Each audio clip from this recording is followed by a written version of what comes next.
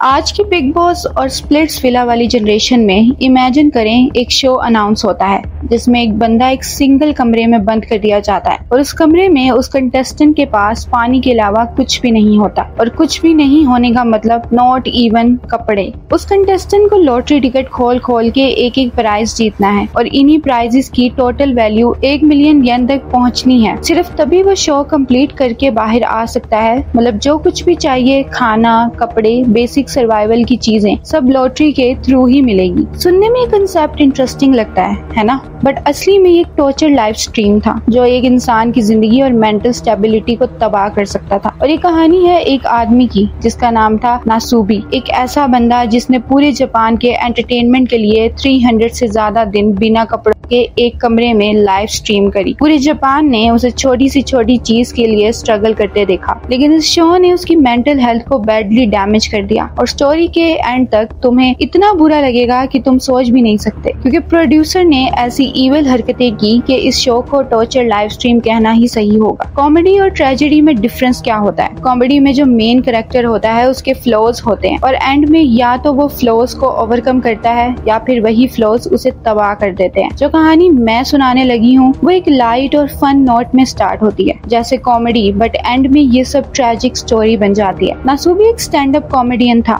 But उसकी किस्मत ज्यादा स्ट्रॉन्ग नहीं चल रही थी। एक दिन उसने एक टीवी शो के लिए ट्राई किया और एक लॉटरी के जरिए सिलेक्ट हो गया। उसे लगा अब उसको एक बड़ा चांस मिल गया है, ये टीवी फेम उसके करियर को बूस्ट करेगा और वो एक सक्सेसफुल कॉमेडियन बन जाएगा। शो का नाम था सेनुनुन देनपा शोनेन, मतलब स्वीप स्टैक्स लाइफ। और उसके रूल्स ये थे कि नासुबी को स्वीप स्टैक्स के थ्रू प्राइजेस जीतने हैं और इन सब की टोटल वैल्यू 1 मिलियन येन तक पहुंचनी चाहिए। प्रॉब्लम ये थी कि उसे हर एक चीज स्वीप स्टैक्स से ही मिलनी थी, कपड़े तक। मतलब शो स्टार्ट होते ही उसको बिना कपड़ों के एक कमरे में डाल दिया गया। सर्वाइवल के लिए खाना, एंटरटेनमेंट, कपड़े सब कुछ सिर्फ लॉटरी प्राइजेस से मिलेंगे और वो तब तक बाहर नहीं निकल सकता जब तक 1 मिलियन येन कंप्लीट ना हो। वैसे उसका असली नाम नासुबी नहीं था, ये नाम प्रोड्यूसर्स ने दिया था क्योंकि जापान में नासुबी का मतलब होता है एग प्लांट। और जब भी सेंसरिंग करनी होती थी उन्होंने उसके क्रोच पे एक एनिमेटेड एग प्लांट लगाया होता था। ये रियलिटी शो असल में एक बिजनेस था।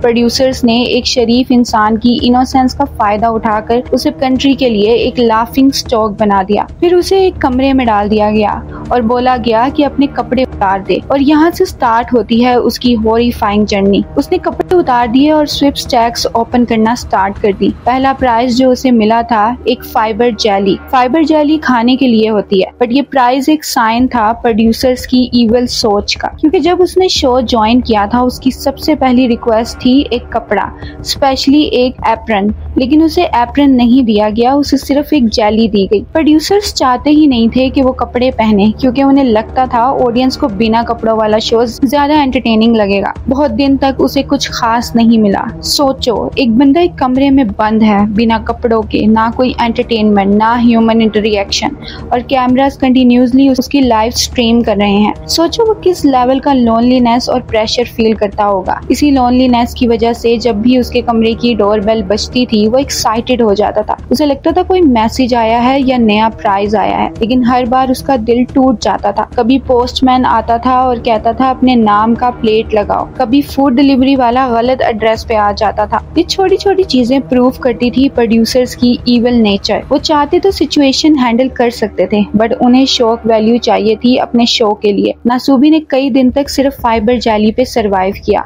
फिर एक दिन उसे एक बड़ा प्राइज मिला, 5 किलो चावल। उसके लिए ये बहुत बड़ी जीत थी, वो बहुत खुश हो गया। बट प्रॉब्लम ये थी कि उसके पास चावल पकाने का कोई तरीका नहीं था। चूल्हा तो था बट कुकिंग के लिए बर्तन नहीं था। वो इतना डिस्परेट हो गया कि उसने चावल कच्चे खाना स्टार्ट कर दिए। लेकिन एक दिन उसने एक ब्रिलियंट आइडिया निकाला। फाइबर जेली के कंटेनर में पानी और चावल डालकर चूल्हे के पास रख दिया ताकि धीरे धीरे चावल पक जाएं, और ये आइडिया सक्सेसफुल हो गया। फाइनली बहुत दिनों बाद उसने प्रॉपर कुक्ड चावल खाया। ये उसके लिए एक बड़ी लग्जरी थी। सिर्फ पहले महीने में उसने 5748 स्वीप स्टैक्स फिल किए। उसे एक बाईसाइकिल भी मिली थी, बट वो उसे कमरे से बाहर ले जा नहीं सकता था, तो उसने बाईसाइकिल को कमरे में फिक्स कर दिया और वहाँ एक्सरसाइज करना स्टार्ट कर दिया। फिर एक दिन उसे एक और प्राइज मिला, एक स्टिक। उसने एक बॉल पॉइंट पेन का यूज करके स्टिक को चूल्हे पे लटका कर पकाया और ये फर्स्ट टाइम था जब उसके बॉडी में प्रॉपर प्रोटीन गया। उसने कहा इस शो में आने से पहले स्टिक सिर्फ एक लफ्ज था जो मैं अपनी कॉमेडी में यूज करता था, मैंने कभी खाया नहीं था। 2 महीने बाद 11 से 12,000 स्ट्रिप स्टैक्स के बाद उसने फाइनली एक क्लॉथिंग आइटम जीता, बट वो था एक used panty of a lady और वो पैंटी भी इतनी छोटी थी कि उससे पहनी नहीं जा सकती थी। प्रोड्यूसर्स चाहते ही नहीं थे कि वो कपड़े पहने। एक और प्राइज मिला, एक स्टफ टॉय, और क्योंकि उसके पास किसी से बात करने के लिए कोई नहीं था उसने उस टॉय को अपना दोस्त बना लिया। उसने बातें करना शुरू की, उससे बातें करता, उसे कमरे में घुमाता। ये मोमेंट था जब क्लियरली लगने लगा कि नासुबी अपना माइंड लॉस कर रहा है। फिर उसे मिला रो पोक और रो क्रैब। बर्तन न होने की वजह से उसने वो सब कच्चा ही खाया। जापान ने उसे लाइव स्ट्रीम पे कच्चा क्रैब और पोक खाते देखा। फिर एक प्राइज मिला, एक प्ले स्टेशन कंट्रोलर और एक प्ले स्टेशन गेम, बट ये भी टॉर्चर का एक तरीका था क्योंकि उसके पास ना प्ले स्टेशन था ना टीवी, मतलब प्राइज बिल्कुल यूजलेस था। 3 महीने के बाद उसे एक और प्राइज मिला, एक वैक्यूम क्लीनर और एक टीवी, लेकिन टीवी के साथ एंटीना नहीं था। नासुबी एक रूम में था और टीवी का एंटीना मिसिंग था, मतलब टीवी भी कम्प्लीटली यूजलेस था। इस पॉइंट पे नासुबी सिर्फ और सिर्फ स्टॉक इकट्ठा कर रहा था अपने रूम के अंदर और फिर first time in the whole show Nasubi को फाइनली मिला टूथपेस्ट और टूथब्रश। सोचो इतने मंथ हो गए थे, उसकी डेंटल हेल्थ कितनी खराब हो गई होगी। एक और मेस्ड अप बात ये थी कि शो के प्रोड्यूसर्स ने एक डॉक्टर रखा हुआ था, बट डॉक्टर का काम सिर्फ ये चेक करना था कि ये बंदा जिंदा है या नहीं, बस इतना ही। उनको सिर्फ अनश्योर करना होता था कि नासीबू मर ना जाए। डॉक्टर कभी चेक नहीं करता था कि नासीबू की मेंटल हेल्थ कैसी है, या उसको खाने की कितनी जरूरत है, या कपड़ों की जरूरत है, या बीमार है या नहीं, कुछ भी नहीं। सिर्फ एक ही चेक, बंदा जिंदा है या नहीं। और इमेजिन करो नासीबू को ना सनलाइट मिल रही थी, ना एंटरटेनमेंट, ना ह्यूमन इंटररिएक्शन, मतलब बेसिक ह्यूमन नीड्स ही मिसिंग थी उसकी लाइफ में। काफी टाइम हो गया था शो स्टार्ट हुए और जो शुरुआत में उसको 5 kg चावल का पैकेट मिला था वो भी ऑलमोस्ट फिनिश होने वाला था। नासूबी को एक गिफ्ट मिला, not even prize sweepstakes का, बल्कि डायरेक्ट एक गिफ्ट फ्रॉम द प्रोड्यूसर्स, और वो गिफ्ट था डॉग फूड। हाँ, डॉग फूड भेजा गया था नासीबू के लिए एक गिफ्ट की तरह। लेकिन थोड़े टाइम बाद ही नासीबू को एक और गिफ्ट मिलता है जो उसके लिए बहुत इम्पोर्टेंट था, और वो था चावल। इस दफा 10 किलो का पैकेट था। शो को शुरू हुए सिर्फ 6 महीने हुए थे और इतना पॉपुलर हो गया था कि लोगों ने उस अपार्टमेंट की लोकेशन फाइंड कर ली जहाँ नासीबू रहता था। मीडिया वाले, फैंस, पापराजी, सब लोग उस फ्लैट के बाहर आना शुरू हो गए थे। इसी वजह से प्रोड्यूसर्स को लोकेशन शिफ्ट करनी पड़ी। एक दिन रात को जब नासीबू सो रहा था, प्रोड्यूसर्स उसके रूम में घुस गए और उसको सरप्राइज कर दिया। सोचो इतने मंथ्स हो गए थे बिना ह्यूमन इंटररिएक्शन के और सडनली वो किसी को देख रहा था जो उससे बात कर रहा था। ऑब्वियसली नासीबू शॉक में आ गया था। फिर प्रोड्यूसर्स ने उसको ब्लाइंड फोल्ड किया और एक वैन में बिठा के एक न्यू लोकेशन पे ले गए और वहां जाके नासीबू को बताया गया कि अब उसकी लोकेशन चेंज कर दी गई है। और जो रीजन दिया गया वो ये था, न्यू प्लेस शायद गुड लक प्रूव करेगी नासीबू के लिए। उस वक्त के विजुअल्स देखो तो क्लियर होता है कि नासीबू बिल्कुल शॉक में था। उसका ब्रेन पूरा फोगी था। नॉर्मल ह्यूमन वाली स्किल्स, थिंकिंग और टॉकिंग स्किल्स, वो सब डिग्रेड हो गई थी उस टाइम तक। नए घर में आते ही नासीबू ने 1,77,000 स्विप स्टैक्स सबमिट की, लेकिन गेम शो धीरे धीरे ठंडा पड़ने लगा और जब शो की पॉपुलैरिटी गिर गई तो प्रोड्यूसर्स ने फिर नासीबू को एक न्यू लोकेशन पे शिफ्ट कर दिया और इस बार न्यू लोकेशन सच में लकी प्रूव हुई। नासीबू ज्यादा प्राइजेस जीतने लगा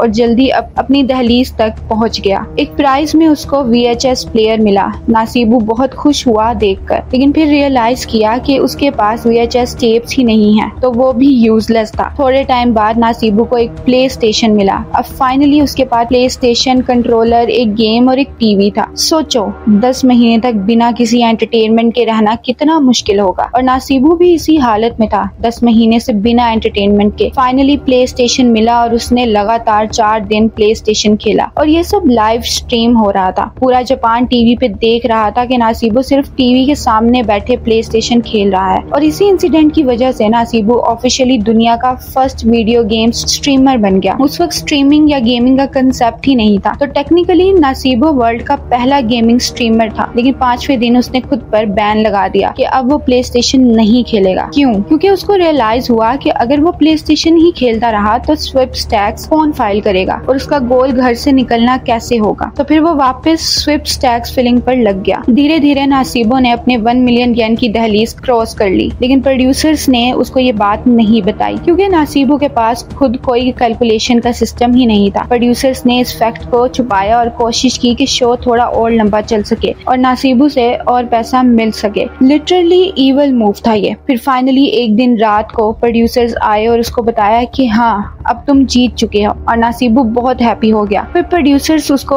अम्यूजमेंट पार्क्स और अलग अलग जगह ले गए सेलिब्रेशन के लिए, और फिर एक सरप्राइज दिया। उसको फिर से ब्लाइंड फोल्ड किया और एक जगह ले गए। ब्लाइंड फोल्ड रिमूव होता है और वो फिर से एक ऐसे ही रूम में होता है जैसे इतने मंथ्स तक था, और प्रोड्यूसर कहते हैं गेम कंटिन्यूज।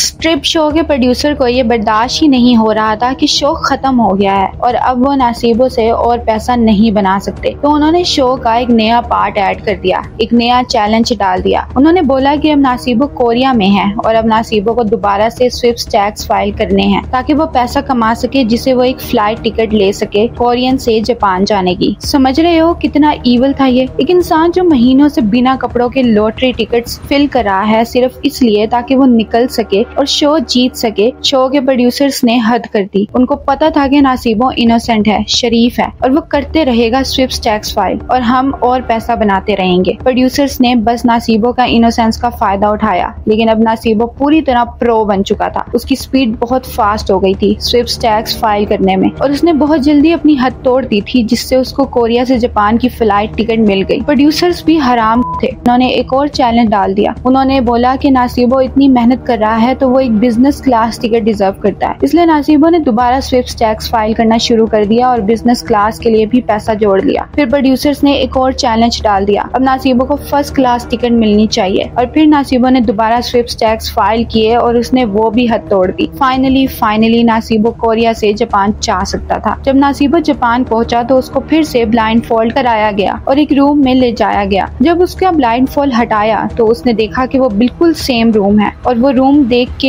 नासिबो खड़ा हुआ और अपने कपड़े उतारने लगा, क्योंकि अब उसको आदत पड़ गई थी। उसको आदत हो गई थी कि ऐसे रूम में आते ही कपड़े उतार देना और स्विफ्ट टैक्स फिल करना ये उसकी लाइफ बन चुकी थी। जब भी उसने कपड़े उतारे और बैठा, अचानक से रूम की दीवारें गिरने लगी और नासिबो ने रियलाइज किया कि वो बिना कपड़ों के हजारों लोगों के बीच ऑडिटोरियम में बैठा है और एकदम से सब लोग चिल करने लग गए, चीयर करने लग गए, क्योंकि नासिबो ने चैलेंज जीत लिया था। सोचो रियल लाइफ में कितना सेंसरी ओवरलोड होगा एक इंसान के लिए जो महीनों से किसी से बात नहीं कर रहा, जिसके ह्यूमन इंटररिएक्शन जीरो थे, जिसके कपड़े महीनों से नहीं थे और फिर अचानक से उसको हजारों लोगों के बीच रख दिया जाए। कितना एम्बैरेसिंग होता है। प्रोड्यूसर्स ने लास्ट मोमेंट तक भी उसको एम्बैरेस करना नहीं छोड़ा। इस स्टोरी से यही समझ आता है कि अगर कोई बिजनेसमैन ईवल है तो वो बिना सोचे समझे किसी भी शरीफ आदमी के ख्वाबों का मजाक बना सकता है। वो गरीब आदमी को यूज कर सकता है जो सिर्फ अपने ख्वाबों पे फोकस करता है कि मुझे स्टैंड अप कॉमेडियन बनना है, टीवी शो में जाना है, फेमस बनना है। प्रोड्यूसर्स ने उसके ख्वाबों को पूरा अब्यूज किया। इनसेन ये पूरी स्टोरी बहुत हार्ट ब्रेकिंग है। मुझे पर्सनली ये स्टोरी बहुत ज्यादा हार्ट ब्रेकिंग लगती है। आप खुद देखना, जब नासिबो एंटर करा था शो में और जब एग्जिट करा था, बिफोर और आफ्टर के रिएक्शन उसकी क्या हालत हो चुकी थी। इस शो का आफ्टर मैथ भी था। जब शो खत्म हुआ तो नासिबो को 6 से 7 महीने लगे दोबारा कपड़े पहनने में। वो कपड़े पहन ही नहीं पा रहा था क्योंकि उसको कपड़े उतारने की आदत लग चुकी थी, क्योंकि महीनों से वो बिना कपड़ों के रह रहा था। नासिबो की कम्युनिकेशन स्किल्स, जो बंदा स्टैंड अप कॉमेडियन बनना चाहता था, स्टेज पे परफॉर्म करना चाहता था, उसकी कम्युनिकेशन स्किल्स खत्म हो गई थी। वो किसी से बात नहीं कर पाता था, ज्यादा देर फोकस नहीं कर पाता था, उसको सेंसरी ओवरलोड होता था। जब वो लोगों से मिलता था वो सबसे दूर रहने लग गया था। इतने लेवल पे मेंटल डैमेज दे दिया गया उसको सिर्फ एक शो चलाने के लिए। और जब प्रोड्यूसर से एंड में पूछा गया कि क्या आपको रिग्रेट है, क्या आपको लगता है कि कुछ गलत हुआ, तो उनका जवाब था हमें कोई रिग्रेट नहीं है। उन्होंने बोला we just make miracle miracles happen. उन्हें बिल्कुल शर्म नहीं थी। ये शो मिलियंस और मिलियंस लोगों ने देखा था, और वो भी उस टाइम पे जब मोस्टली लोगों के घर टीवी भी नहीं होता था। इतना पॉपुलर था ये शो जितना गेम ऑफ थ्रोन्स भी अपने टाइम पे नहीं था। गेम ऑफ थ्रोन्स के जितने व्यूअर्स थे उससे भी ज्यादा व्यूअर्स इस शो के थे। लेकिन जो फेम और सक्सेस नासीबो को प्रॉमिस की गई थी वो कभी नहीं मिली। नासीबो को सिर्फ एक चीज मिली, एम्बैरेसमेंट और mental damage. So guys, thank you so much for watching this video. अगर मजा आया तो मेक श्योर कि लाइक करो, शेयर करो और सब्सक्राइब करो। तो मिलते हैं अगली वीडियो में, तब तक के लिए टेक केयर, गुड बाय।